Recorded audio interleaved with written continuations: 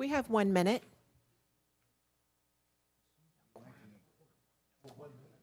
We don't have a quorum. We do. A couple minutes late, but we still don't have a quorum. Yeah. Yeah. Traffic was normal. Yeah, I came up at 2:15. It was, I made it here in 25 minutes.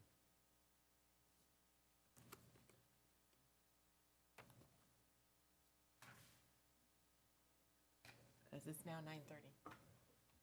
I'll make a. Good morning. It's 9:30, and we are going to be slightly delayed to wait for a quorum.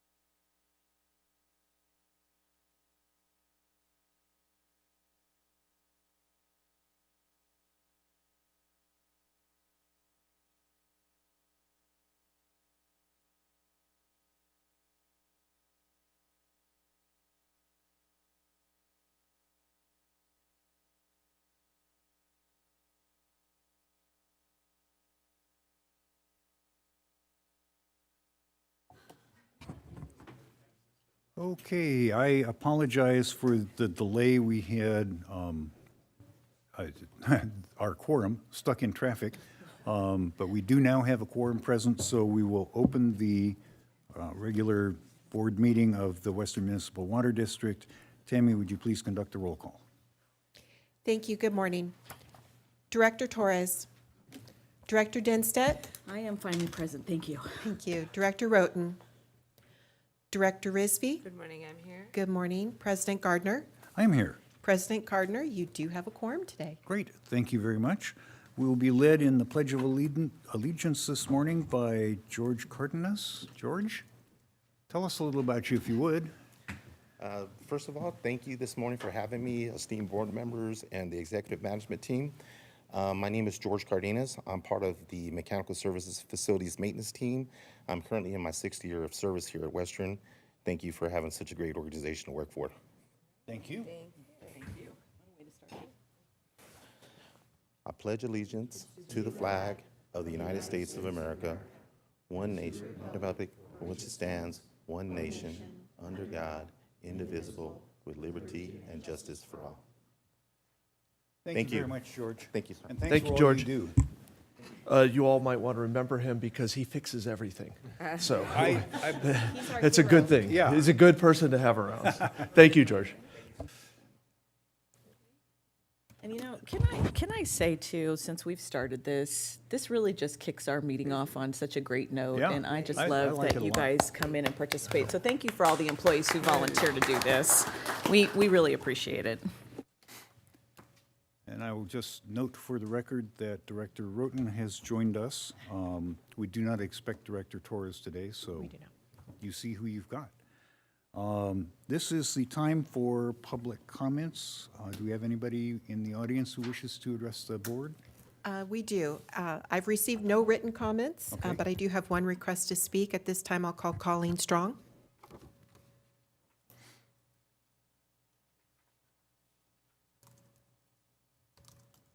Good morning, Ms. Strong. Good morning, Board. I apologize. I only found out about this meeting about an hour ago, so I wanted to rush down here. Good morning, good morning. So I'm not a scientist, and I really don't know what makes you a scientist. I remember what a science project, you have to have a theory, a hypothesis, an experiment, and you have a conclusion, right? So my theory is that while intentions might be directed in the correct place, that there's going to be unforeseen harm in the future.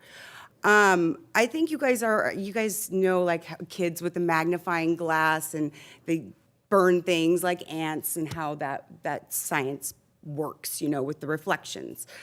I'm afraid that with the silver iodide in the air during the winter, it's having similar effects.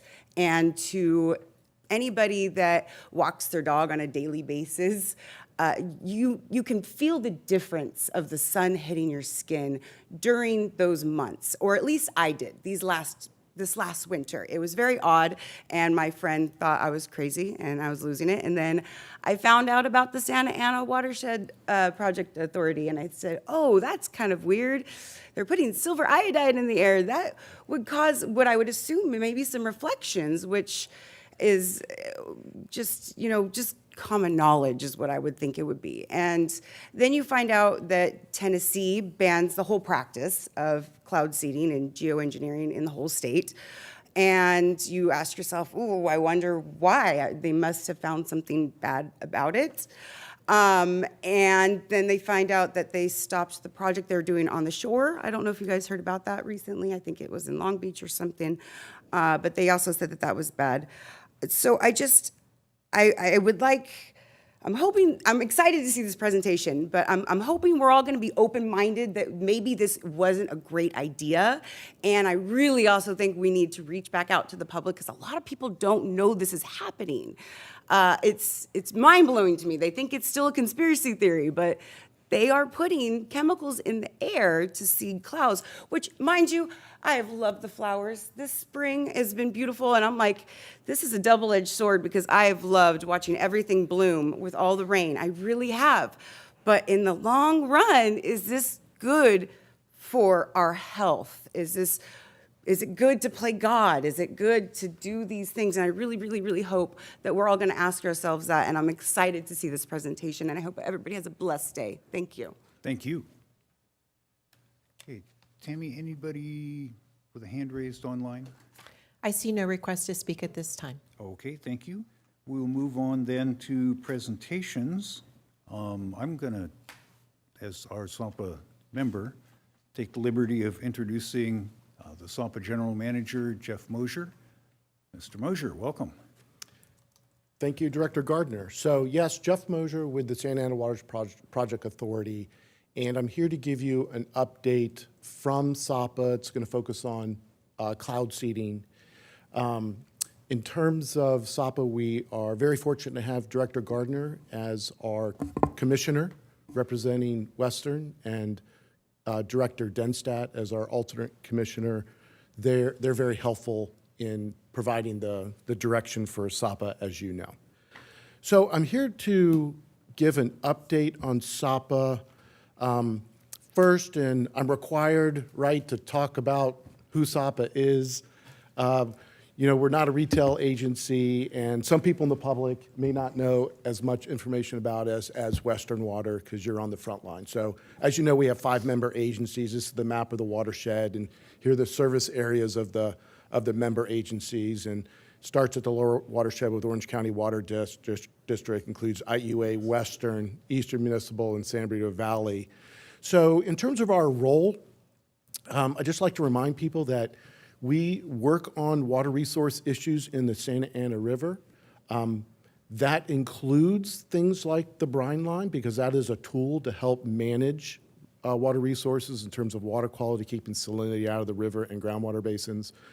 And then on behalf of our member agencies, we also develop and maintain regional plans, programs, and projects, such as the one like cloud seeding. So our key activities are the brine line, which, as you know, collects a lot of salty concentrate from desalters. We also have our One Water, One Watershed, which is related to our integrated regional water management effort. We also do regional roundtables and task force, and those are collaborative efforts, provides a forum for agencies, our member agencies, as well as other agencies to collaborate on issues. A lot of them are regulatory, and regional board representatives tend to be on them. It's very useful. And then again, we do these regional projects for our member agencies as needed. So in terms of the overview, I want to give you some background again on cloud seeding. I was here a number of months ago. Just want to remind you, I'll go through that information fairly quickly. But we are at this point where we finished the first year of operations, so we can tell you what we did, how that worked, and also talk about moving into the validation, because that's the real purpose of this pilot program, is to validate the benefits of cloud seeding if there is a benefit from additional precipitation that would result in additional water supply. Also, communications give you a summary of what we hear from the public, what questions come up, some of the materials that we developed, and a summary of the public comments that we've heard, because it's very interesting, and we embrace those comments. We want to understand them, and we do respond to public comments as we get them. So some lessons learned from year one, and I'll get through this fairly quickly, but I know there's a lot to get to, and then the schedule of the next steps. So just as a reminder, why are we doing cloud seeding in the Santa Ana River? So we're very interested in additional precipitation. Flows in the Santa River have been trending downward. There are droughts, there are dry years. Cloud seeding works in both dry and wet years in terms of being able to capture that water for recharging groundwater basins. It's cost effective, doesn't cost a lot to be able to do this, and I would suggest that it can't cost a lot because there's uncertainty in terms of the additional precipitations that produce. It's usually a range. But if it does work as our feasibility suggested, the cost of that additional water is $50 to $100 an acre foot. Obviously, it's a lot less than, for example, what we pay Metropolitan for imported water. So one of the reasons why it works in our region is the topography, and I'll talk a little bit about that later, but we also have stormwater capture infrastructure. You guys capture stormwater, you're part of programs that capture stormwater, so it takes advantage of those existing stormwater, capturing water behind Seven Oaks Dam as well as Prado. So in terms of how cloud seeding works, I mentioned this before, but just briefly, as was mentioned, silver iodide is released into the atmosphere. Silver iodide is used for a couple reasons. One, it's inert and doesn't have a significant impact on human health or ecological impacts. That was reviewed in our CEQA, our California Environmental Quality Act study. But it's also similar to the structure of ice. And so when it's released and goes up the mountains, and our topography facilitates the rise of silver iodide up into clouds, has a similar structure to ice. So there's a nucleation process where ice forms on the silver iodide, just like it does on dirt and dust naturally. That's how a lot of ice forms in clouds. Then once it gets heavy, it falls as ice or snow or melts as rain. So the pilot project is a 4-year study. It is a pilot program because we want to study this in terms of what the additional precipitation is. We only cloud seed during storms, right? It's not a daily release of silver iodide. It's only during certain hours, and I'll show you a table of what those hours were this past year. Between November 15th and April 15th, as you know, our rainy season. We have 4 target areas. They're outlined here in yellow. These are high elevation areas, and our goal is to increase snow precipitation in these high elevation areas through the program. We have 15 ground-based units, and again, there's this validation study that I'll give you some information on later on how that is working. We did do a feasibility study in 2020 and the CEQA study in 2022. I like showing this graphic because it's a good visual of how the silver iodide is dispersed from the ground-based units. So this is a model of the dispersion that was done in the feasibility study. So the blue is more concentrated silver iodide, and as it disperses, becomes less concentrated. That's the green. And you can see we try to release, this is just a model run, so this isn't exactly what's happened this past year, but this was part of the feasibility study. But it shows that we try to target these target areas that are in high elevations with the silver iodide from the ground-based units. That silver iodide does move through with the storm. So, you know, hours after storm, the silver iodide is no longer in the atmosphere. So the funding, this always comes up in terms of how this project is funded.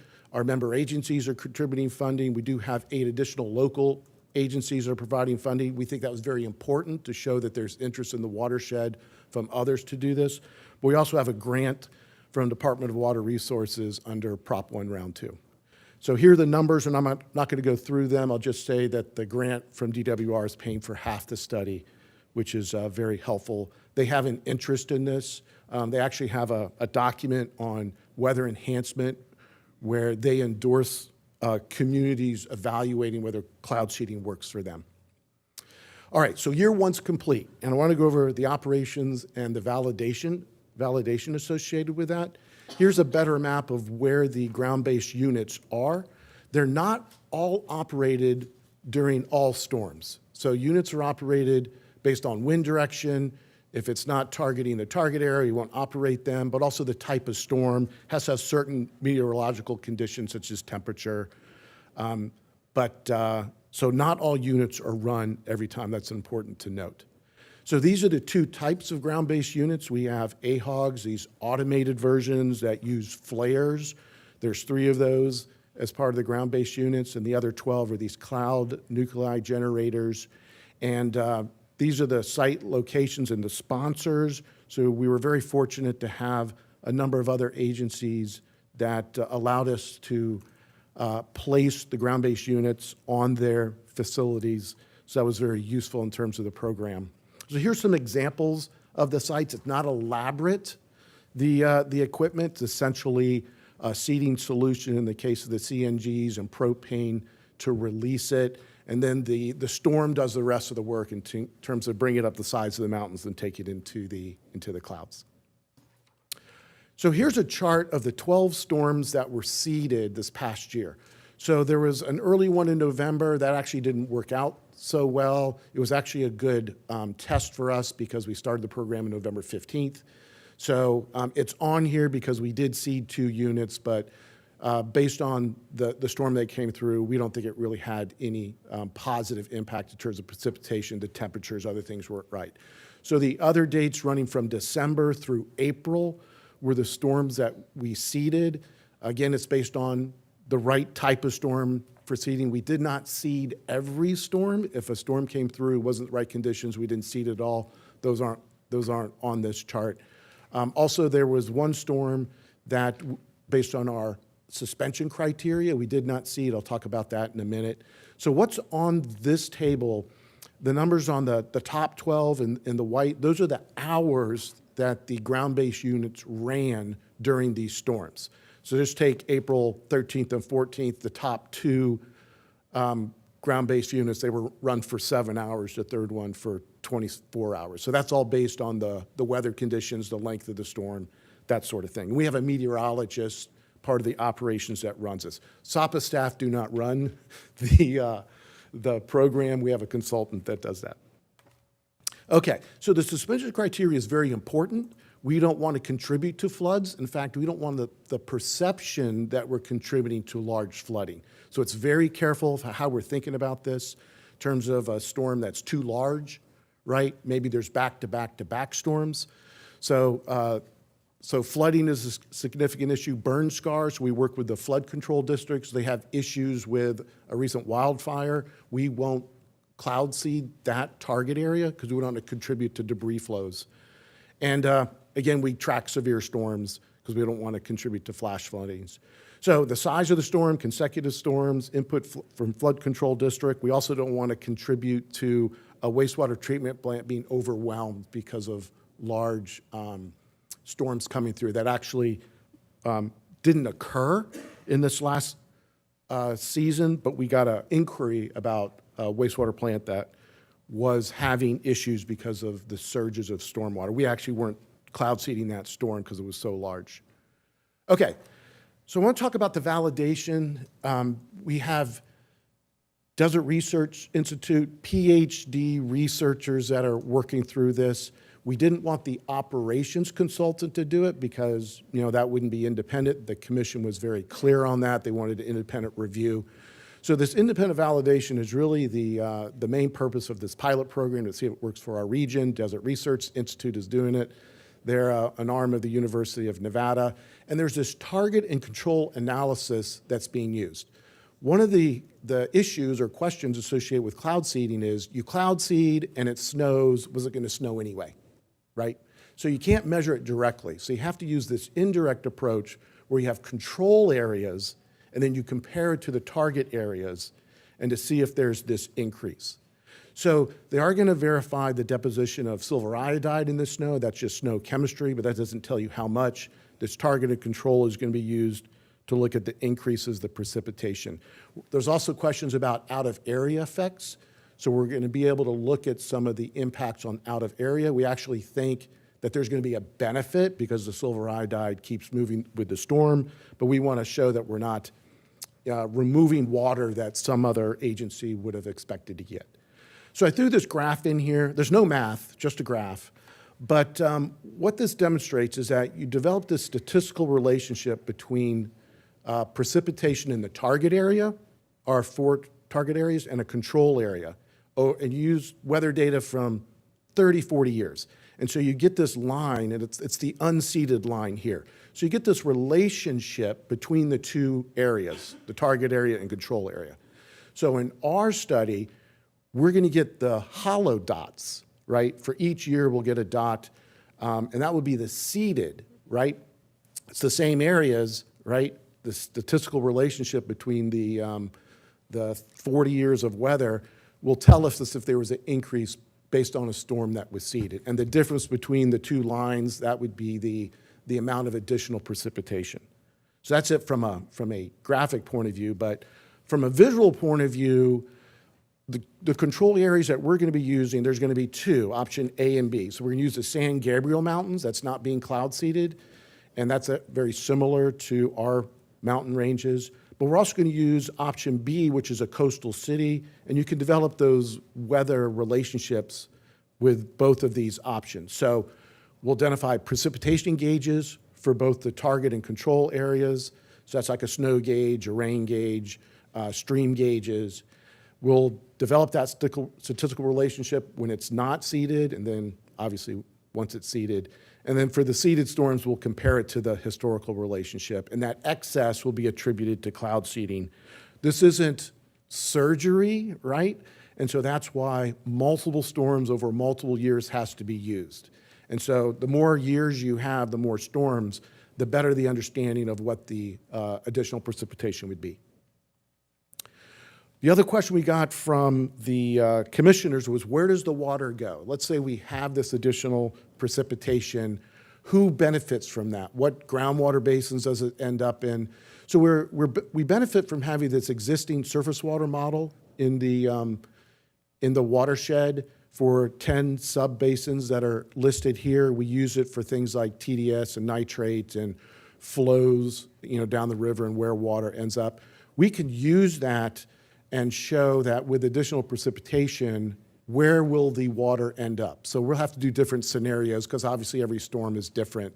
So in terms of data, we need the increased flows, right? So we'll get that from the DRI validation. We need to do a separate analysis for the San Jacinto area because that's not part of this model, but we have another groundwater model we'll use for that. And we'll have a consultant who will run this model for us. So that will answer this question of where the additional water ends up. All right, from a communications point of view, this was a critical component of the program. We get a lot of inquiries. There's a lot of public interest in terms of this. There's definitely questions about the safety, the efficacy, and so we want to be able to respond to those as best we can. So we did develop a communication plan in advance of this program that was very useful in terms of identifying what activity we'd want to produce.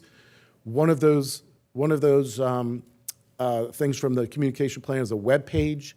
So we have this cloud seeding event chart. So it was very useful for us. The day after we cloud seeded, we would put up when we were cloud seeded because we often get questions like, when are you cloud seeding? It's not, some people think it's scheduled. Obviously it's not scheduled, it's when storms come through. But that's useful for us to show for the public when the cloud seeding occurs. So we also had 151 page views of our cloud seeding webpage over the last year since June 2023. Total web views for SAPA during that period was 212,000. So clearly this shows the interest that the public and others have in the program. So we have communication materials, brochures, fact sheets. We put our CEQA documents up on the website. We have door hangers for the neighborhoods that the ground-based units are in. We have an email and a phone number for comments to come in. We respond to media inquiries, and we've had a speakers bureau. We've gone around and done over 80 presentations. So here's just an example of the media that we've been involved in. There's been print media with the Daily Pilot, which is part of the LA Times. The LA Times has covered this. We've had 2 segments on ABC, 7 segments. We think this is very useful in getting the word out to the public that SAPA is involved in this. We think that's very useful. PBS came in and interviewed us for a program they're doing. It's the local LA station that will air in September. We think this is all very helpful in terms of getting the information out on what cloud seeding is, what we're doing, why we're doing it. Okay, so common topics from the public. So very interesting. It was useful to see. Some of the comments we get are, who approved this, right? And of course, that's SAPA's commission, and we went through all the usual steps, feasibility study, CEQA. I don't know if I mentioned this previously when I was here, but there's no permit that's required per se by California Air Resources Board or the regional board, and that's because silver iodide isn't on any priority pollutant list. CARB does not regulate silver iodide. EPA does not regulate silver iodide. We do get questions about silver and iodide. Silver is regulated, iodide is a disinfectant, but silver iodide doesn't dissociate into silver and iodide. It is a salt, like sodium chloride, which dissolves in water, but silver iodide does not dissociate unless it's very extreme conditions like pH of 2. And that's why it's used, because it is inert and it doesn't have these effects on human health or ecological environment. So the other question we get is public involvement. How much public involvement was in the process to look at cloud seeding? So I think these are very relevant questions. We get questions about the operations, what's the potential for flooding? Do you cause thunderstorms? The answer is no. Silver iodide doesn't cause thunderstorms. Potential for fire, that has to do more with the ground-based units. Do we contribute to contrails? That's a very common question, but we have ground-based units. We don't have aerial cloud seeding, so clearly we're not contributing to any contrails. The safety of human health, I talked about this. That was addressed in our CEQA. And then potential impacts on people, pets, soil, streams, and groundwater supply. So you can see there's a range of questions, particularly surrounding on the safety and efficacy of cloud seeding, particularly the silver iodide. terms of lessons learned, I'll go through this fairly quickly. So there's a lot of things we did learn. There weren't any fatal flaws per se, but simple things like site access, troubleshooting the ground-based units. The suspension criteria was very successful in terms of relationship with the flood control districts and using that to not seed certain storms. We will refine those criteria before each season, but also during the season if information comes up. Again, we'll review it before each seeding season. Communications is critical. We had some questions. People could see the flares or the units when they were burning, and so these are in remote areas, and they would call the fire department. So we had a process of notifying all the local fire departments that this was the case, and that seems to be working out pretty well. We give regular updates to member agencies and our funding partners.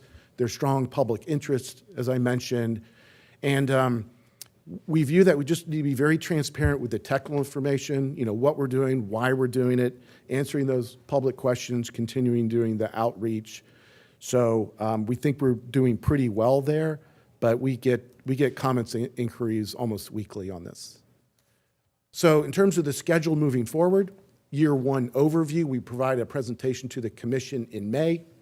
There will be a summary report on the first year that will be completed in August. So we will do a presentation to the commission. We'll release that publicly. There will be a validation report. This will be a preliminary review of the first year. We're going to need all 4 years to have a final report. But we think it's important to let not just the commission know, but others know how well did it work in the first year. So we expect that we're going to have estimates for each storm, whether it's 0 increase or 10% increase. And so you can see firsthand how we did, because 12 storms is a lot. Typically, we wouldn't expect that many in a year. The surface water modeling analysis, we're just getting off the ground. We don't need to have that yet, but we'll have it next year. And then the year 2 activities are going to start up in October with mobilization, and it will start November 15th as scheduled. So, Mr. President, those are my comments on cloud seeding. I'd be happy to answer any questions.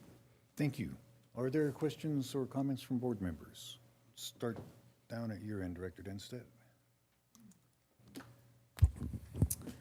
Thank you. Jeff, thanks for coming here and doing this presentation. I was sitting on the commission when we started talking about this. I was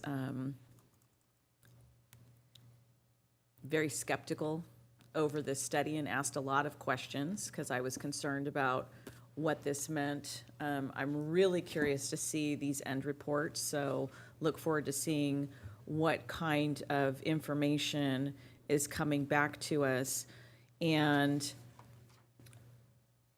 how are we determining the start and end dates? Is that just going based upon our funding source and our traditional storm activity, or what predictability that we have during those months? And is there a maximum amount during that time that we would actually deploy? Because funding is only going to carry so far, right? So what do those numbers look like?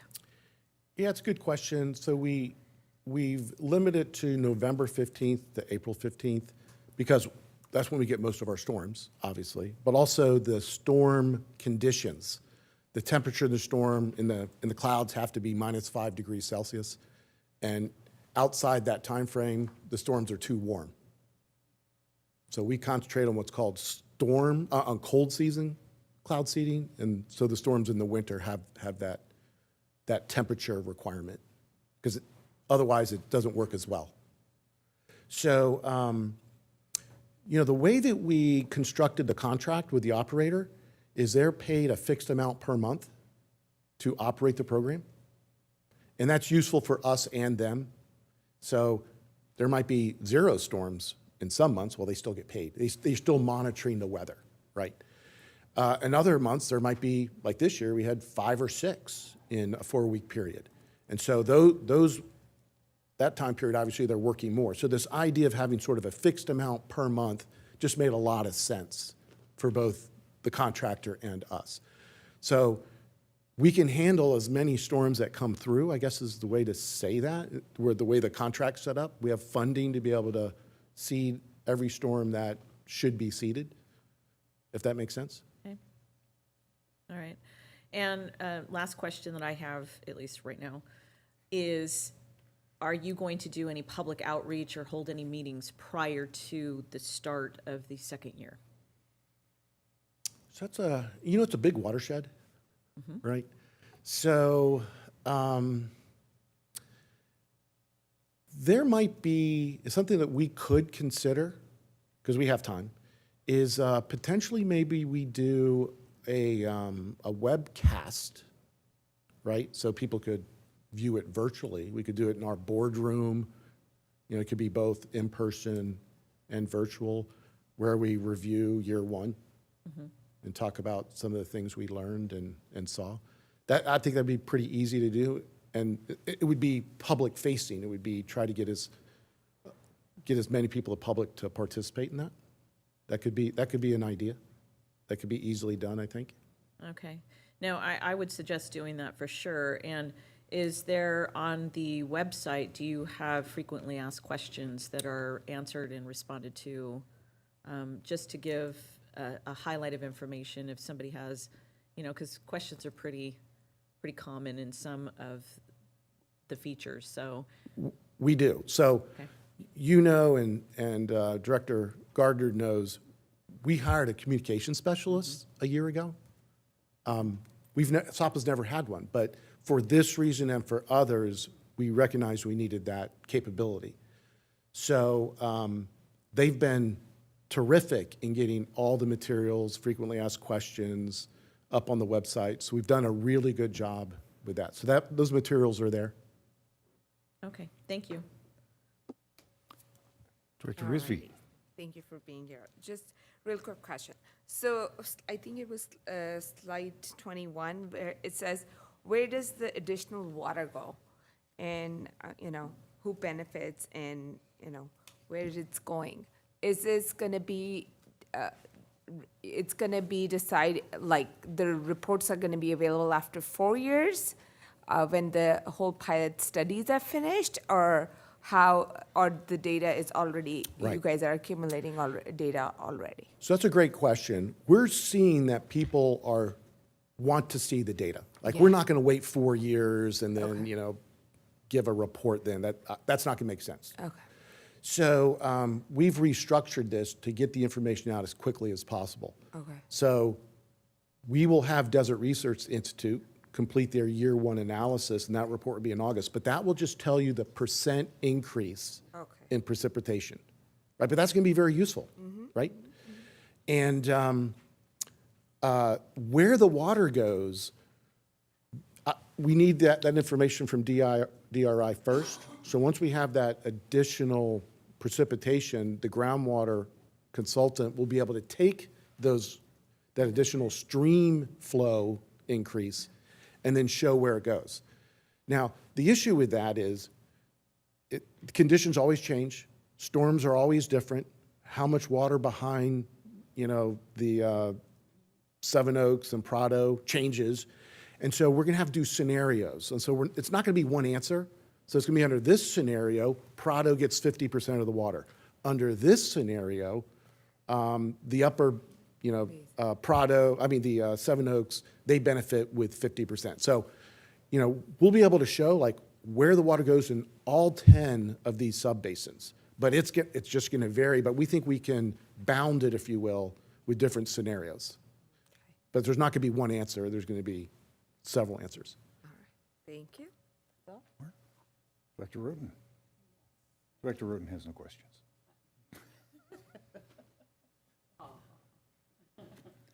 Sorry, I'm just jotting down a note here.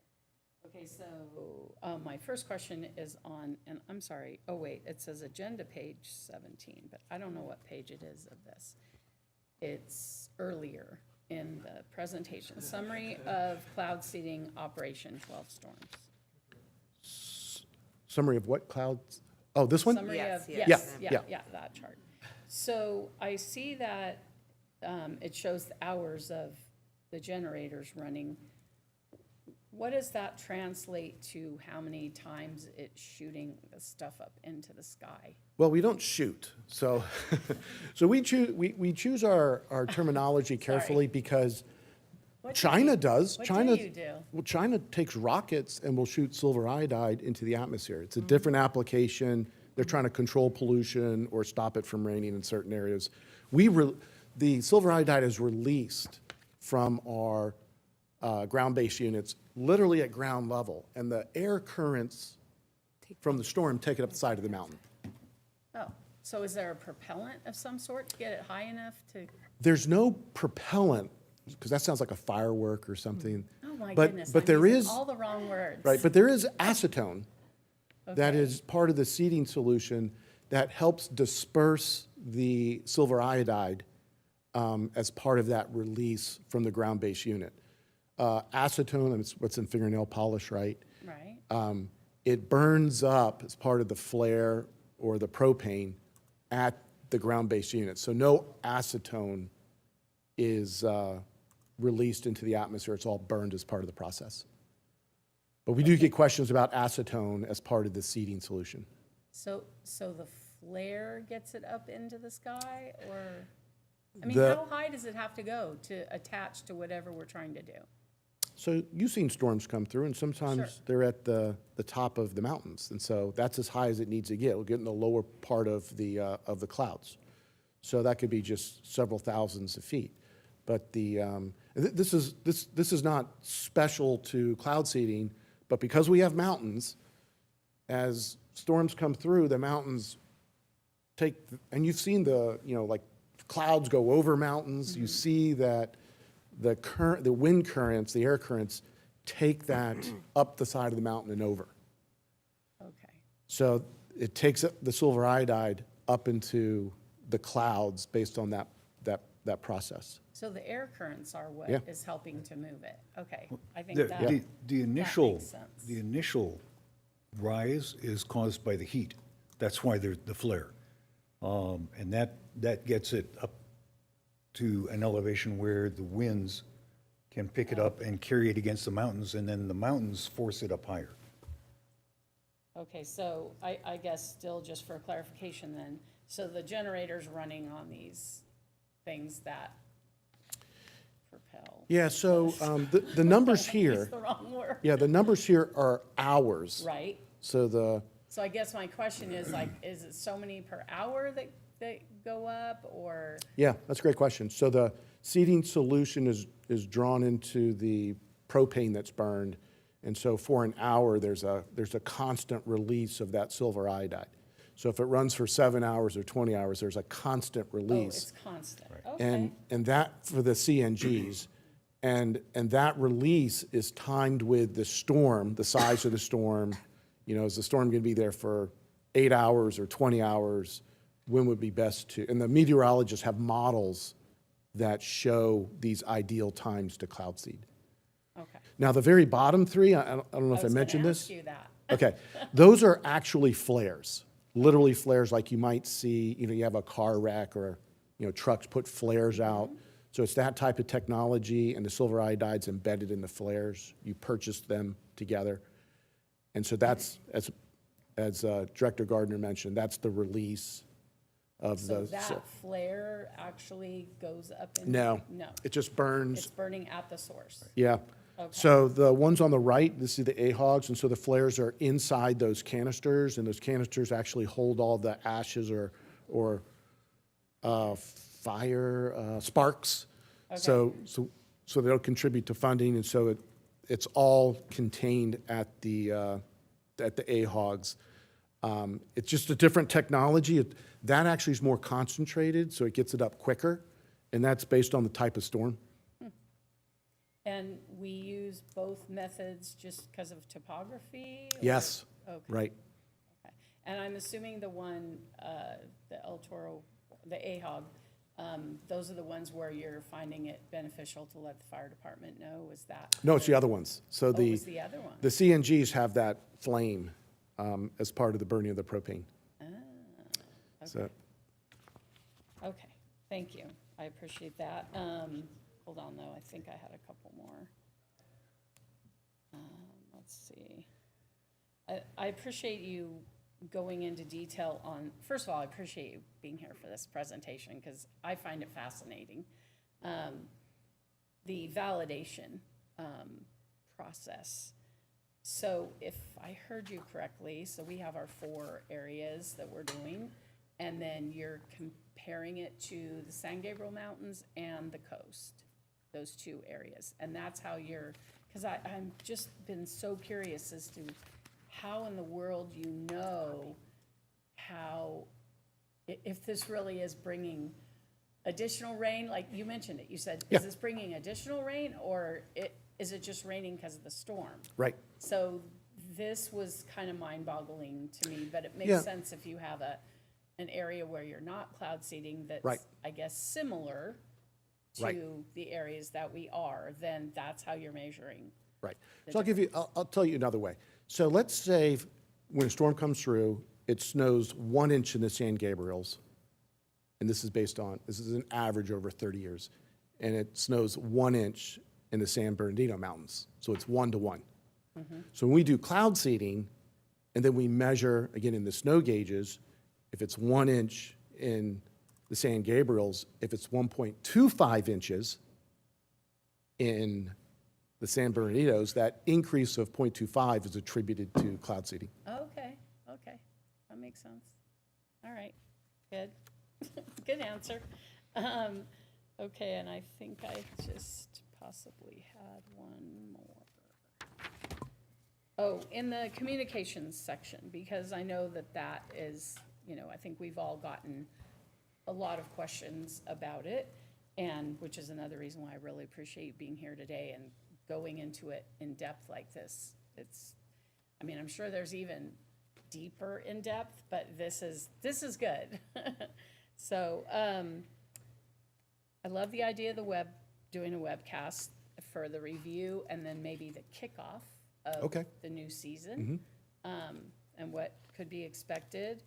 I am curious about, so you have door hangers as needed, and even the same question, brochures, fact sheets, et cetera. How are those being distributed? Right. So the door hangers, some of these units are in areas where there's no residences around.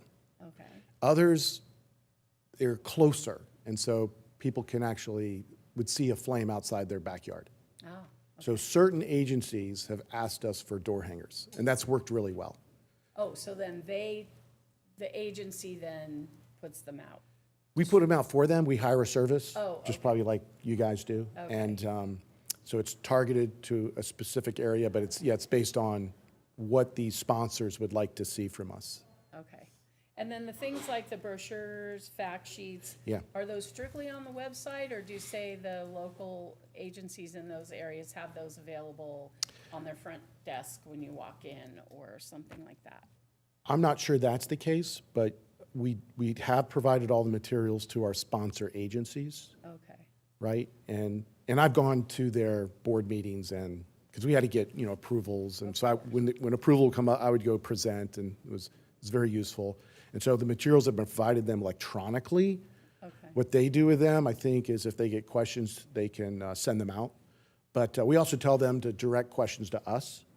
And when we get questions, whether phone calls or emails, we always send them back to our website and say, hey, if you're interested in the CEQA, that document's here. If you want the brochure or facts, that's been very helpful. A lot of people just call us first, right? Sure. And then once we tell them about the materials, that's been helpful. Okay. I think I was gonna ask that too. How is your follow-up done? Interesting numbers on the page views for Oh, yeah. this versus your total page views. So that Right. was, I'm glad people are looking at it. They're going and all the work that you're putting into the website, which I'm sure is a lot, is being used. And Right. that's really important.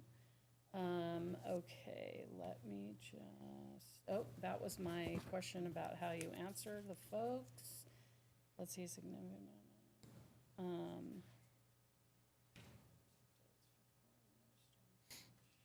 Okay, I think that is it for right now. Okay. Thank you. Director Risby? Yes, just a quick question.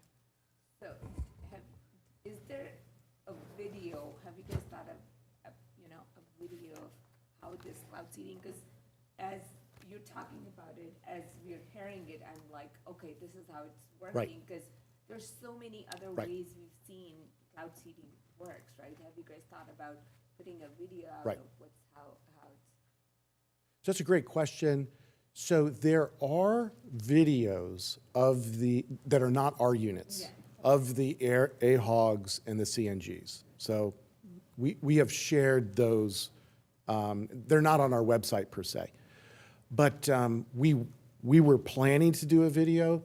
When PBS came and spoke to us, they actually went out to sites and filmed sites. So what we wanted to do is we were going to delay us doing a video, see what their material is. They might even be able to use some of it.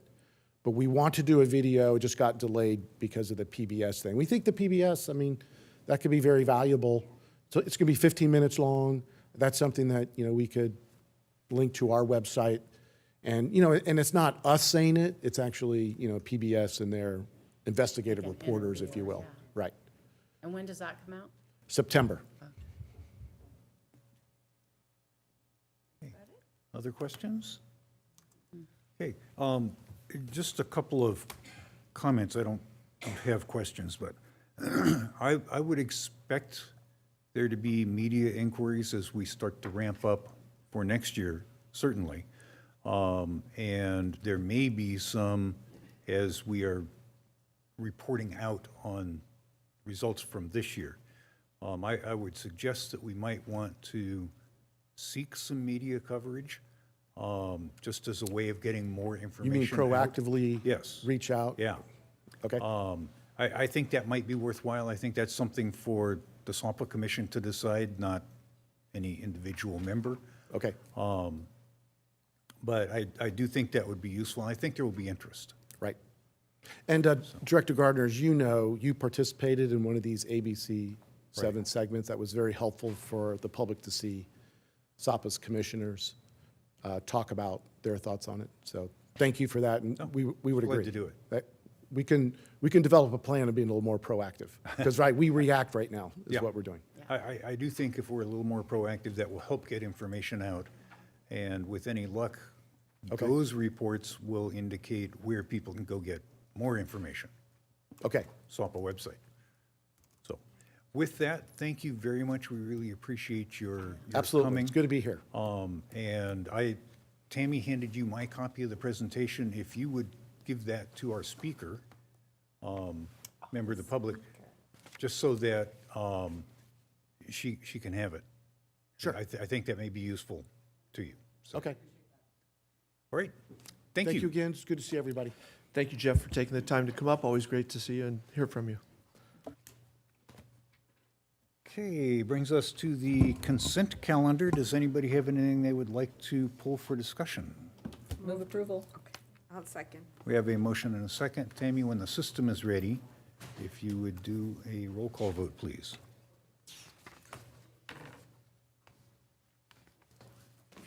Director Denstedt, Aye. Director Roten, Yes. Director Risby, Aye. President Gardner. Aye. Thank you. The motion carries 4-0. Great, thank you very much. Mr. Miller, have we anything to add to the agenda? Oh, there's nothing to add today. Okay. We have 3 action items. The first is consider adopting Resolution 3323, establishing fees and conditions for the disposal of non-reclaimable wastewater into the Inland Empire brine line and pretreatment compliance fees for water master programs, wastewater programs for fiscal year 2024-25. Spencer's going to make the This presentation. is, I believe. Director Gardner, this is a public hearing, It is. and we'll open it up as we normally do Okay. with your So, statements. yeah, and- this is the time and place for the public hearing regarding the Inland Empire brine line rates and pretreatment compliance fees for fiscal years 2024-25. Thank you very much. Notice of the public hearing for proposed rates has been properly given. I have proof of publication which shows that the notice was published in the Press Enterprise and newspaper of general circulation in Riverside County on July 3rd and July 10th, 2024. In addition, we have mailed letters to customers affected by the proposed rates. Okay, those documents are ordered, received, and filed. Empire Brine Line rates and the pretreatment compliance fees listed in Resolution 3323. The proposed rates are reflective of a cost of service study, ensuring that customers pay an equitable share of costs for services performed to operate and maintain the brine line and to operate the pretreatment compliance program. Okay, the hearing is now open. Is there anyone in the audience who wishes to speak?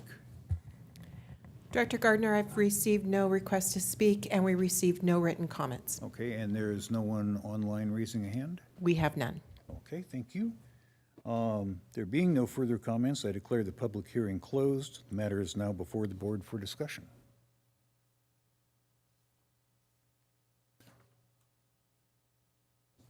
Don't all speak at once. Make a motion to approve.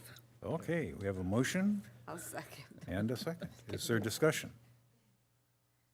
I will just point out that this is something we need to do, and it rolls around every year, and so here it is.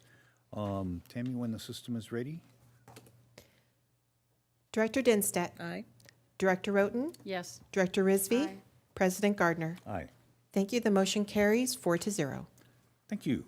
Our next item is to approve the pre-purchase of 2 permanent generators for the Mockingbird Pump Station project as part of the grant-funded hazard mitigation program.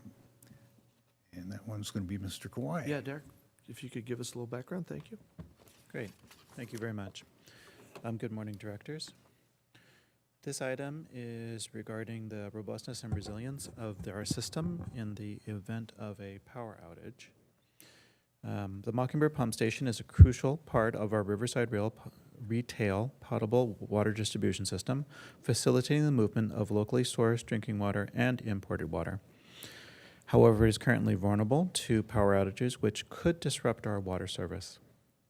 While the existing Tesla battery helps balance our pump cost, it cannot sustain the facility during prolonged outages. To mitigate this risk, we secured a grant funding from FEMA Hazard Mitigation Grant Program.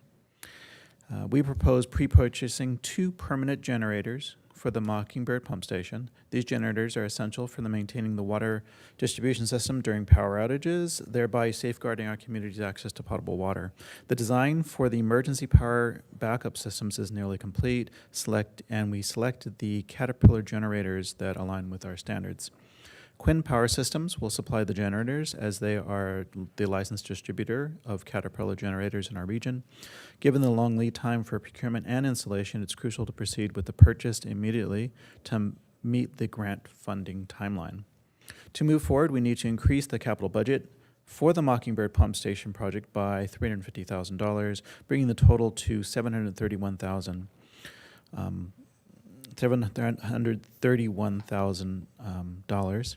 The additional funding will cover the purchase of 2 generators. We also request authorization for the general manager to issue purchase order for $350,000 to Quinn Power Systems. So the action items are to approve the budget increase of that $350,000 for Mockingbird Pump Station project, and 2, to authorize the general manager to issue purchase order for $350,000 to Quinn Power Systems for the pre-purchase of the generators. The project is critical in bolstering our infrastructure's resilience. I also want to introduce Art Jimenez from Quinn Power Systems. He's here on the Zoom to provide any additional insights or answer any technical questions. I might note that he also did attend the engineering committee where this was presented in some detail. And I'll go ahead and invite any questions. One thing of note, I think you did have a question during engineering committee I wasn't able to answer at the time. You asked how much fuel is stored on site. That's 660 gallons of fuel, and they'll last us 24 hours. That's at full power. Thank you. Just one thing that was discussed at committee is We want to use the Caterpillar engines because we're trying to standardize our generator engines across the system so that we don't have as much problem having parts and knowing how to work on them. So standardizing the engines will make all of that easier. And the second point is Quinn is the only place you can get that. If you go to another Caterpillar dealer somewhere else, they will refer us to the local dealer who is Quinn. That's right. And because, and one other note was, there was a question as far as the cost and negotiating. So we did get a price break because there's a grant in this case. So we think we got an optimal price for these generators. Great. Any questions or comments? So I have a question, but I don't want to ask it. Okay.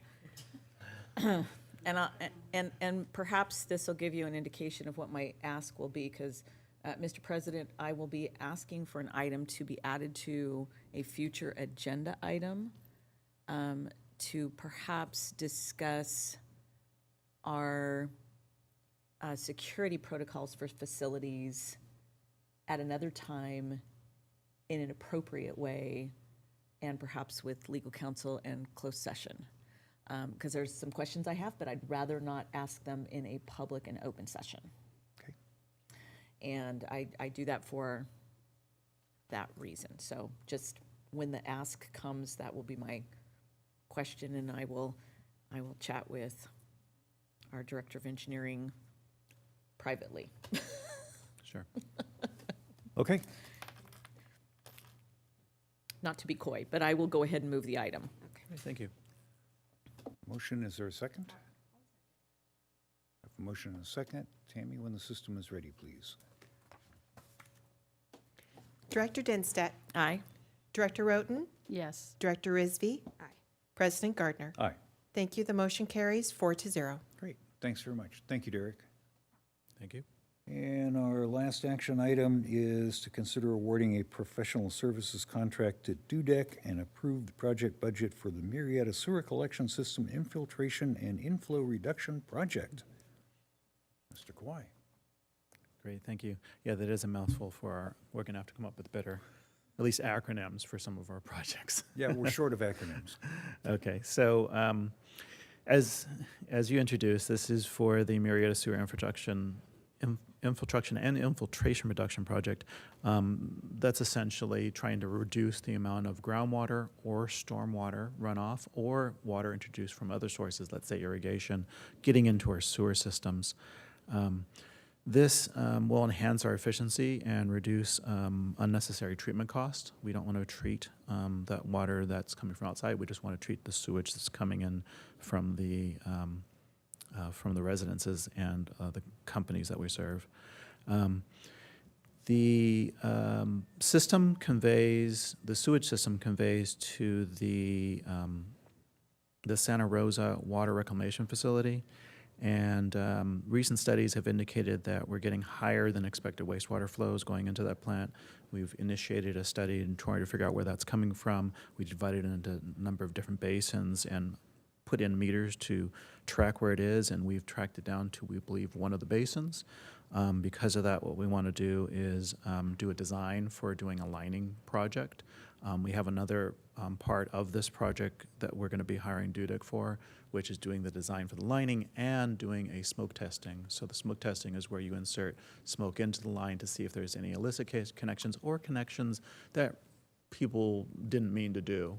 We'll hopefully we'll hopefully find them. So right. So to fund this, we recommend increasing the capital budget project by $181,508.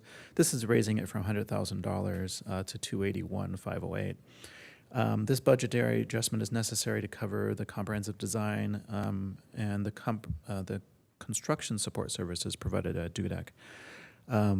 This is not for covering the construction portion. We'll come back to the board for that in the future. So there are two items for this. Approve the budget increase, $181,508 for the project, and approving the general manager to execute the professional services contract with Dudek for $255,916. Now, I might note that you had a question, Director Denstead had a question with regards to the chart. We've made adjustments in the write-up. It should be in your packet that shows a little bit more detail about how those all add up. What we've done is we're presenting the item that we're asking for to be authorized, and then in addition, we're projecting what the full project cost will be according to what's in our CIFP. So hopefully that clarifies where all the costs are being accounted for. I will introduce that we have Kate Palmer from Dudek, who's also in the Zoom. Again, they were present during the EOWR committee, but they are available if we have any questions. I do invite any questions on this item and encourage your support of this item. I have one more thing I'd like to add to the presentation is certainly cost is important, and so we're having to put that infiltrated water through the treatment process, and we pay our fair share of the treatment costs. But the other thing that the engineering team is very cognizant of is the overall capacity in the sewer system that Western has access to. And if infiltration is pushing us up against that overall rate of treatment in the plant, then that forces us into large costs of either buying treatment capacity from someone else, or we have to go and pay our share of expansion of the plant. So obviously, anything we can do to avoid those huge costs of plant expansion is really important. So we're out in front of this. I appreciate Derek and his team, and actually Kevin also a couple of years ago caught on to the fact financially that when we run the numbers for the number of businesses and customers that are putting water into the system where it was being metered, there was way too much sewage at that point. And so we recognized that there was a problem. And the finance teams actually got together with Rancho, and we had a really good outcome where we figured out that the meter was actually wrong. But there's still too much infiltration in the system. So we had, I don't recall the numbers, Kevin, if you, I don't want to put you on the spot, but we actually Rancho came back and said, no, the numbers aren't right. We need to reallocate the costs based on what we now think are the right numbers, and their technical staff did a really good job of going back and rethinking the numbers, so that was great. Two agencies working well together to solve a problem. But we still have this infiltration problem that we need to rectify to avoid future costs, so. Sounds good. Director Denstead. Thank you, Mr. President. Derek, thank you for this item, and I know you guys have been working on this for a while and trying to get down to the bottom of what it is, and given our past, I know that there was at least one case of an illegal hookup that we tracked down, which ended up having severe consequences to that individual because it was an office holder that had an office nearby that connected illegally to the sewer system. But here's another question for you.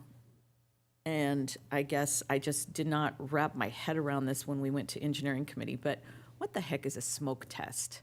I mean, what are we talking about here? Are we talking about somebody taking a lighter and going in there? Are we talking about a smoke bomb being thrown into this thing? I mean, what are we actually talking about? And what, if anything, is expect to be seen from that? In other words, if there is a crack in the lining and is smoke that what they're going to detect, because my question would be, what kind of outreach are we doing to Marietta Fire when these tests are going? So there's a very healthy and active social media presence down in Marietta that when something happens, it immediately goes out to everybody, and then all these questions start getting asked. So I just want to kind of wrap my head around what are we actually talking about here? Sure. So there's a couple of things in there. Just like Jeff Mosher said, we're very careful about the terms we use, so we won't say bomb. Fair enough. Sorry about that. Fair What enough. we do is we release a material that looks like smoke, and it will disperse and it will go up through the sewer system, and then it will emerge. Hopefully, it would not emerge. It would stay within the system. If it turns out to be there's a place where the smoke is coming out, then we see it emerging from, let's say, a field where there's irrigation, then you know that there's a connection directly, maybe from an old septic system that wasn't properly disconnected. That's a common way that this happens. So there'd be a septic system, that when they go to connect, they didn't sever it properly. And then the smoke will rise from the field, and you go, oh, well, that's probably where a lot of water's coming in when it rains or when it irrigates. Another thing that can happen is you'll see it from, there's typically a pipe that goes all the way to the roof of a residence, and that will basically show the smoke coming out, and then you can take a tally and say, yep, that one's paid. Oh wait, we don't have a record of this guy. He's supposed to be on septic, and so you know it's connected to the system. As far as the smoke, it's not really smoke like fire smoke. It will typically be a color. A color, Well, like okay. blue or something like that. So it's really obvious that this isn't a fire from smoke from a fire. And of course, we would do outreach before we do it. There's a bit of a balance in doing outreach because if you have illicit connections, we don't want to have people like quickly dam up their illicit connection. No, for sure. So we'll have to work with our strategic communications department to make sure that we effectively communicate what we're doing, and we coordinate with the proper authorities like the fire department and the city. Okay, yeah, no, I mean, that's really what my concern is that the city starts getting calls, or fire starts getting calls, or PD starts getting calls. Hey, I've got this weird green smoke coming out of a chimney, and I don't know what's going on. So I just want to make sure that we've got a communication plan in place for people who would actually respond to that. Obviously, people that are doing not great things and connecting to our system and not sharing that with us to save themselves money, which unfortunately we've had a history in the past of.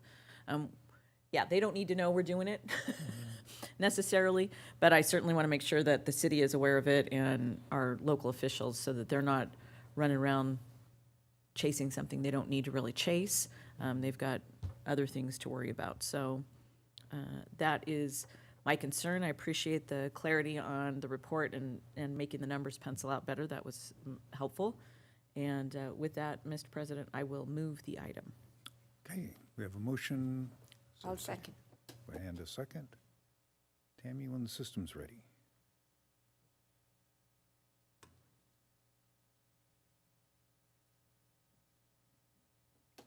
Director Denstedt, Aye. Director Roten, Yes. Director Risby, Aye. President Gardner. Aye. Thank you. The motion carries 4-0. Great, thank you. Thank you, Director. Brings us to reports, Mr. General Counsel. Yeah, briefly, if I could just alert the board to the fact that last week, the EPA's rule on PFAS went into effect on July 8th, designating PFAS as a hazardous substance. BBK is going to be providing a webinar on July 30th. So if any of you are interested in participating in that webinar, I'll forward you the email that has the sign-up information for that. So just wanted to make you aware of that. Thank you very much. Mr. General Manager. July 30th at 10 a.m. Yeah, that's a Tuesday.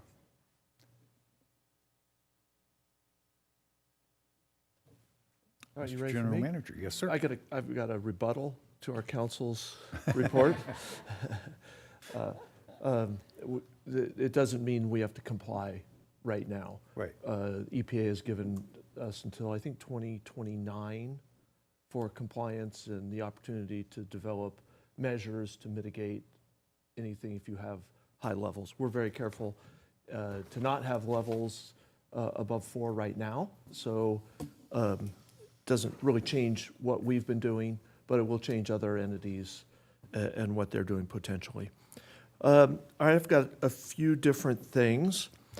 Let me start with a a meeting with MARB and the base commander. So I was fortunate to meet the new base commander a couple of months ago, Colonel Bailey. I would describe him as a very gregarious personality. He is very fun to talk to if you get an opportunity to meet him. He has, after our initial meeting, I think we hit it off and we talked about PFAS, and then he came back a couple weeks ago and said, let's talk more about PFAS. And not particularly in a good way. And I'm just telling you this story because it highlights the challenge that we have with the Air Force. And the problem that they have on the base is they have vaults with electrical equipment, and they're underground, as much as 15 feet underground. They have relatively high groundwater, and they get seepage. As Derek was talking about, the sewer system gets seepage into it. These vaults get seepage. Well, that water that's seeping in is the same water quality as their groundwater, which you're aware of has high PFAS levels. So they get PFAS in these vaults, in water, standing water, and they need to work on the equipment in these vaults. And to do that, they have to extract the water. And he came to us and said, well, we got to figure out something to do with that water. Can we just discharge it into your sewer? So after I picked Derek up off of the ground, we say, no, you cannot put a hazardous substance into our sewer system. We're not a toxic disposal site. You have to discharge, this is very clear in our rules, you have to discharge water of a suitable quality into the sewer system. So they recognize that, and they've actually had another project where they had to clean up water that they had taken out of a pipe. And then once it gets the certification of clean health, then you can discharge it into the sewer system. So he knows that and his staff knows that, so they are coming to us for assistance to do that. And so we had a nice meeting with them, but our position is that that's your challenge, and it's not our challenge to clean up your PFAS in your vaults. We clean up PFAS in Western vaults if we need to, but not in a customer's vaults. So that's their obligation. The challenge that I'm telling this story about is the challenge that we're going to have ongoing with the Air Force. Colonel Bailey goes back to AFCEC, which is their civil engineering department in Texas, and they say, oh, well, that's Western's problem because it's a groundwater problem. And so they should be treating this because that's Western's groundwater that infiltrated into the vaults. So we explained it to the colonel again and said, that's not our groundwater. We don't own the groundwater. That is not our duty or our mission. We're not a water master like we are in other situations for this groundwater basin. So it really isn't our job. And he understands that, and he says, but AFCEC doesn't understand that. So we're going to have an ongoing challenge in PFAS. And that's one of the reasons why we went out and got our own funding to treat PFAS on our own. We've gone to the base and said, base, you should be contributing because this is your PFAS challenge. But we don't feel like the military is going to come through, so we went out and found our own money to treat the effluent from the treatment plant. So Colonel Bailey asked for help. What I offered is that we have a very good grants team, and what we can do is help you look for grants. We won't apply for the grant on your behalf. We might sign letters of support, but we might identify some options for you to go seek that grant funding.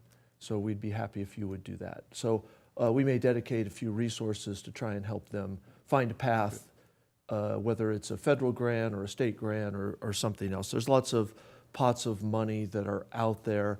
They might have trouble as a federal agency qualifying for some of those opportunities, but we'll just help them out where we can. But we're not going to own that problem. So just a story in case you hear anything. Sometimes these things tend to get political, and they have in the past with the rising groundwater at MARB. So I just want to kind of give you a heads up ahead of time of what Western's position is and what we've already asked, or we've been asked to do and what we've offered. Item 2, I was very fortunate to be invited up to a conference in Lake Tahoe last week, the SEEB conference. And you may not know what SEEB stands for. That's the California Council for Environmental and Economic Balance. Very interesting group. So they're trying to bring industry and environmental agencies together, or environmental entities together, to say, we still need to move forward with projects to support the state and support the economy. Sounds a lot like SB 366. Well, they are a co-sponsor of SB 366. And so we're very happy to have them.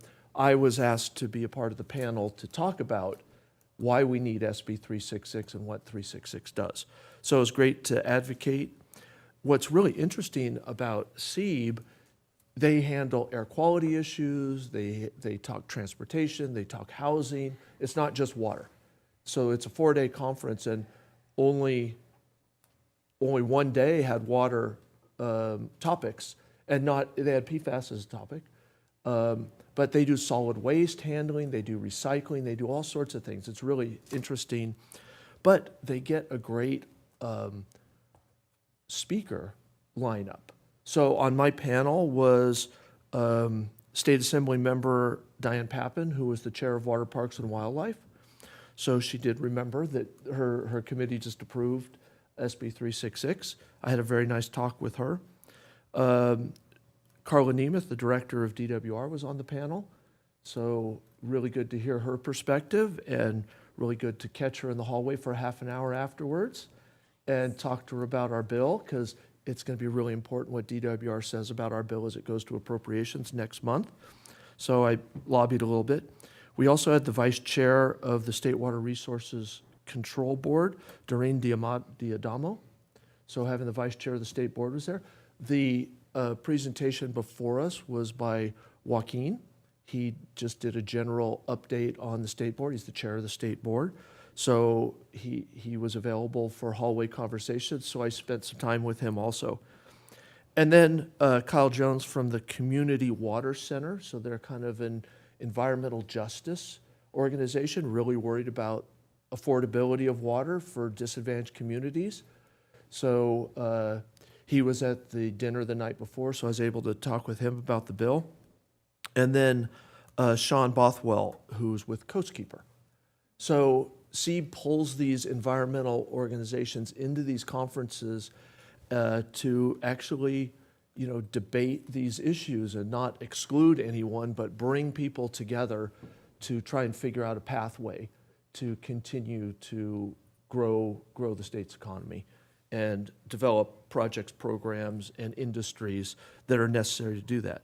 So really, really fun opportunity last week, so I was glad I was up there.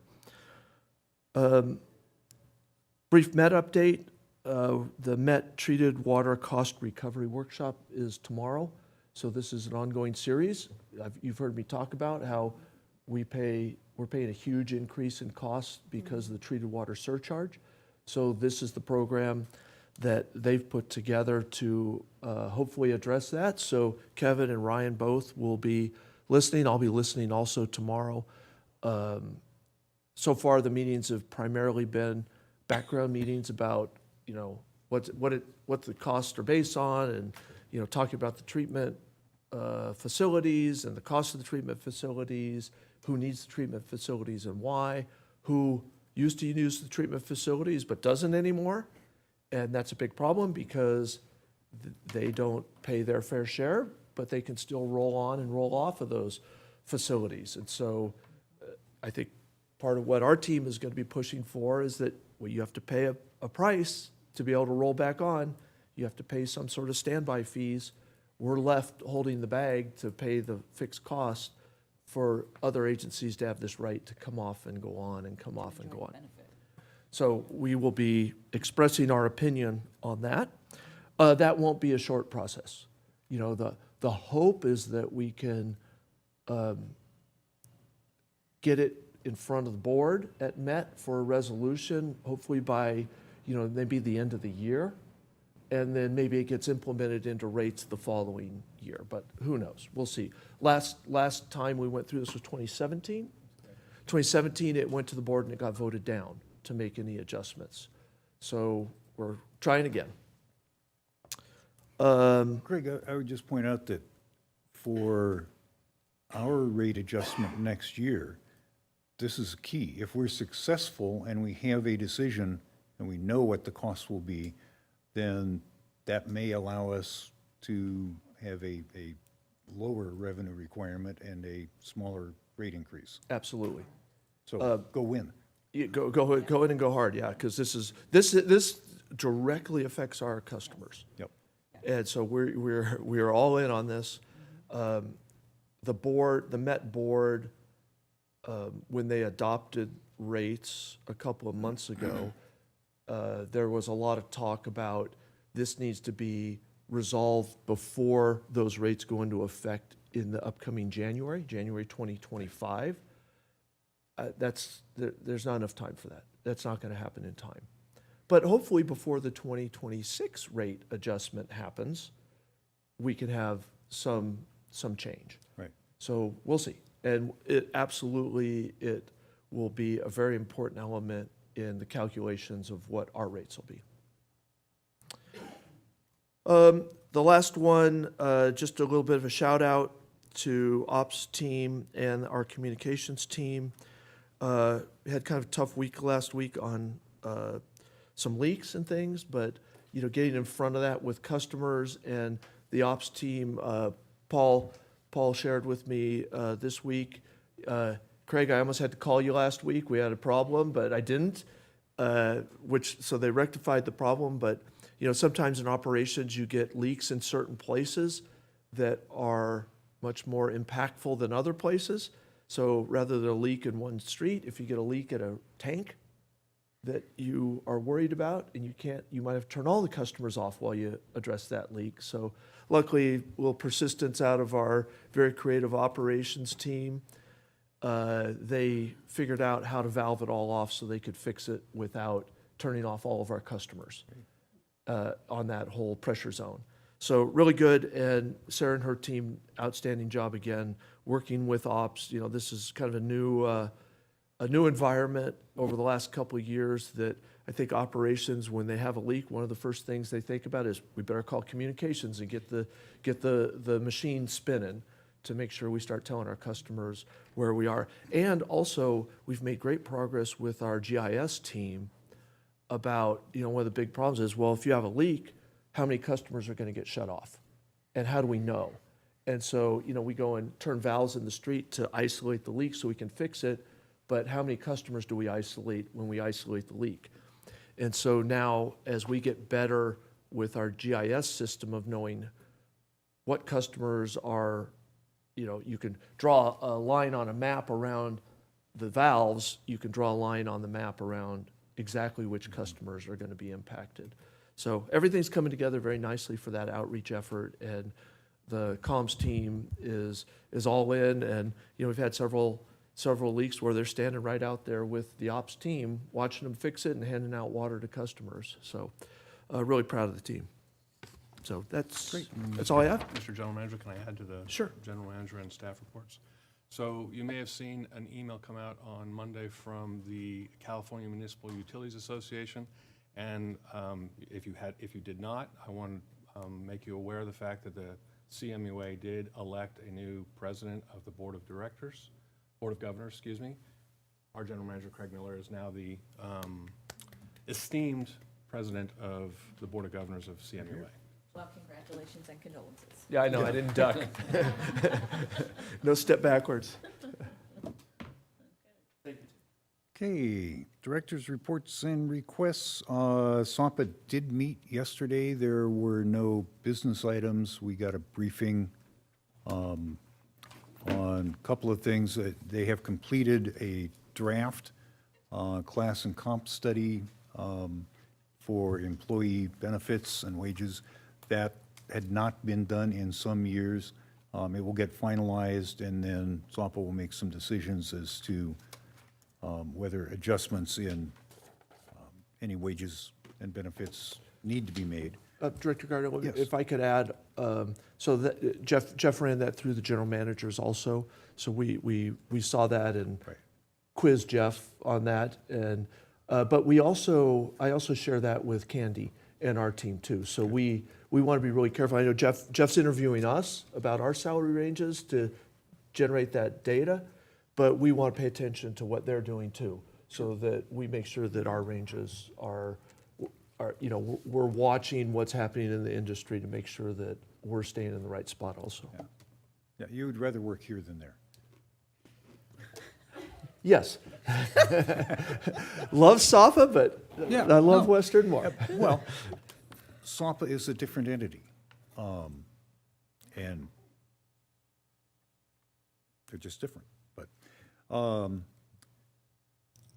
let's see, oh, and we got a briefing on water quality and substrate in what they call the Riverwalk. I always thought of Riverwalk as the commercial development on Pierce. But it turns out it is a piece of the central portion of the Santa Ana River where there is important habitat for the the Santa Ana sucker, a federally protected species. So that was an interesting presentation. MWD. MWD. So, good news, the board unanimously approved the payments to the state water contractors for 24-25 and 25-26. So it had to pass by a 2/3 vote, and it was unanimous, so good news there. State water contractors getting their money. Yeah, you never. And we get the water. And we get the water, right? So, gosh, you never know. There were also a bunch of agreements that were done for a lot of pilot studies, money that is being passed out to various agencies across the entire membership for member agencies, so that's good to know. Gloria Gray was appointed as the member of the ad hoc committee for the San Diego litigation, so we're really hoping to look forward to having discussions and go into conversations over settlement for the San Diego litigation that's been going on since, 2012? 2010, 2012? Because I think it was over the 2010 rates moving forward, and then, Original litigation was yeah, 2010. So, that's been ongoing since I've been sitting here, and it would be wonderful if we could finally put everything to rest. It's been significant. There have been a lot of lawyers that have made a lot of money on this. Sorry, counsel, but it's true.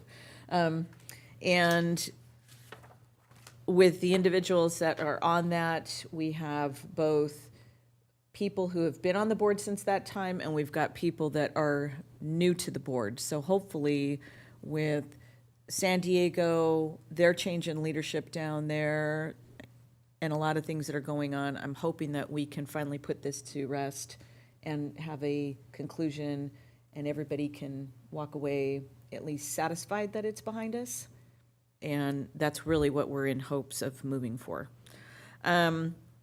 There was also an announcement that was made by a longtime member, and I'm kind of concerned that some longtime members of Metropolitan's board are rolling out, but Judy Abdu believes that she's going to be replaced as the representative from Santa Monica, and she's been on that board, I understand, for like 27 years, 27 plus years. If you recall my last report, I announced that Glenn Peterson, who had been on the board for 31 years, has decided to resign and retire from his role.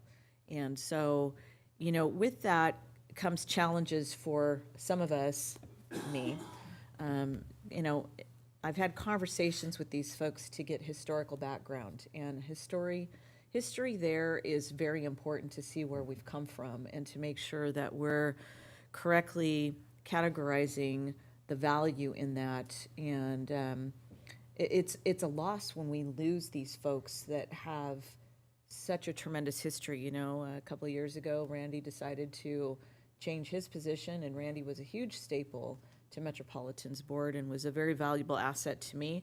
I continue to reach out to him on occasion to say, okay, Randy, explain to me where the history is on this. So I only bring that to your attention because it increases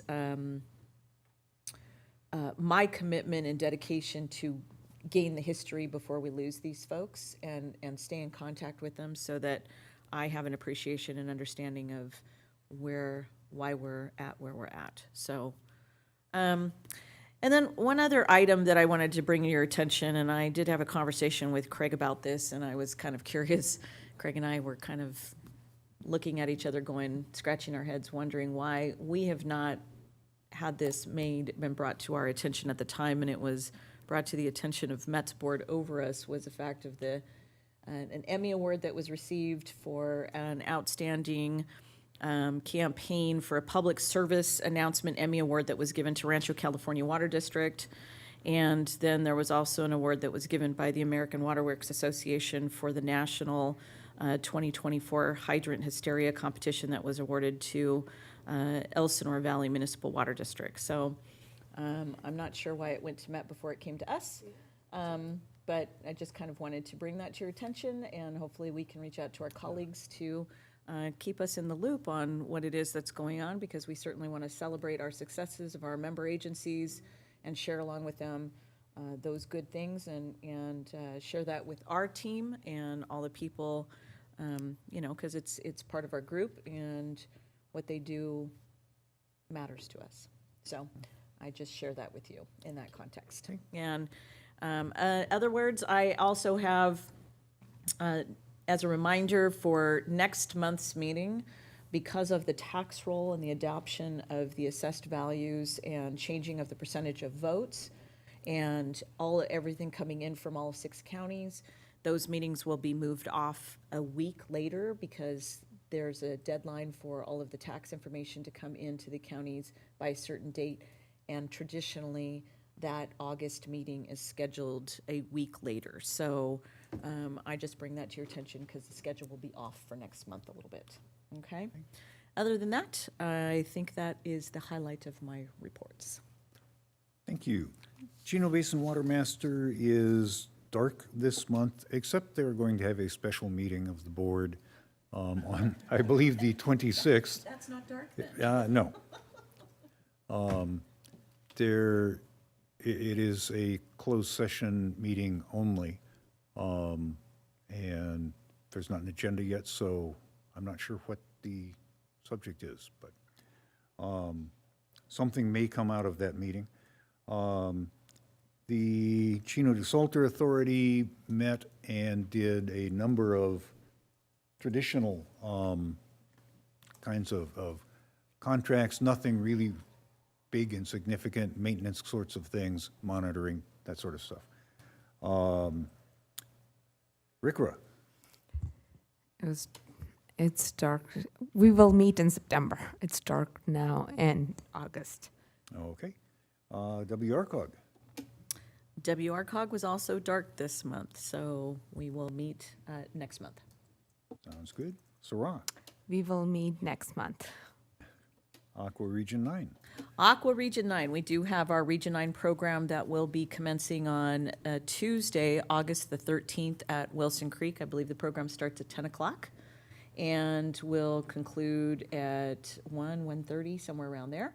So you are certainly welcome to register for that and attendant. We will be talking about our challenges in the water industry and what we're doing to talk about workforce and workforce development, and bringing experts from the field to talk about challenges from their perspective and how we can perhaps utilize some things that have worked and benefited them across the region. So, and I welcome you to join me on that date. And that is all I have. Thank you. Director's comments. Start with Director Roten. Just one very briefly. Thank you, Mike, for attending the CDA meeting in my absence on the 11th. That's it. Director Isfy. Just hope everyone had a good 4th of July, attended the City of Corona's parade, represented the Water District. Lots of people, lots of community. It's always a great event to attend, so that's about it. And then I attended the Good Morning Riverside. Controller Fiona Ma was there. It was very impressive to hear her story. She is a very well accomplished woman, so that was very good last week. So Good. that's about it. Director Denstedt. Thank you. This is going to be an interesting comment. I was very fortunate to be able to take a jaunt out to Julian this last weekend and went perusing around the area and stopped at a local establishment. We won't name the establishment. But it was very entertaining because one of the partners of that business who happened to provide service for beverages that I was partaking in brought up PFAS. And I had a very entertaining conversation about PFAS. You know, it was, we were asked kind of what brought you here, what do you do, you know, casual conversation with the person that's, you know, serving. And the second I mentioned I was in the water business, they immediately went to PFAS. So it was very entertaining. So I just want you to know that there are actually people out there in the general public. A normal person, right? Because that was just the bizarrest conversation that just took a weird turn in Julian at an establishment with a member that was so dialed into this. And I thought, wow, this is really entertaining. I thought I was going to have a day off, enjoy myself in Julian. And here I am launching into conversation about PFAS and what I know. So just as a casual point, this is reaching the public, and it is on their minds. And perhaps there might be something that communications might be able to put out to some folks, just as general comments, you know, or we could direct them to something just to give. So we're all on the same page. We're all given like information. We're dialing down, oh my God, the sky is falling type of comments over PFAS and what this means. So, so just kind of a casual comment I wanted to throw out there for folks. You know, we hear it in our industry all the time and people we interact with, but this was a totally random comment that just struck me out of the blue. So wanted to kind of share that with you folks. Great. I have nothing. Brings us to requests for future agenda items. Director Denstedt had one. Does anybody have any others? Yeah, did you need any other information on that, or you guys got it? Yep. Okay, thank you. Any other requests? If not, we have a closed session coming up. Mr. General Counsel? We do. We'll have two closed session items, and I believe our Special Labor Counsel will be available after the meeting if there's anything to report out. Great, thank you very much. So we will adjourn to closed session. Let's try to start at a quarter after. Give people a couple of minutes to take care of any necessities.